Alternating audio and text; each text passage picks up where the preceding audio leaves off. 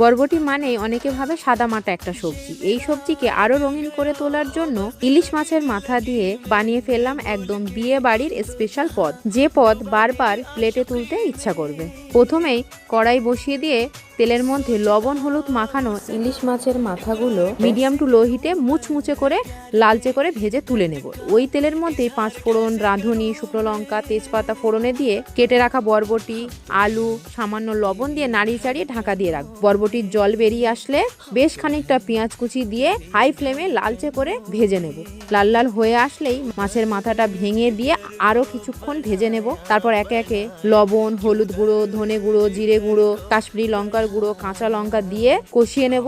তারপরে সামান্য জল দিয়ে আরো কিছুক্ষণ ঢাকা দিয়ে কুক করলে সবকিছু নরম হয়ে আসবে। চিনি দিয়ে নাড়িয়ে চাড়িয়ে নিয়ে আর একটু কষিয়ে নিয়ে সামান্য জল দিয়ে কুক করলে তেল ছেড়ে দেবে। তারপরে নামিয়ে নিয়ে সার্ভ করুন অ্যান্ড এনজয়।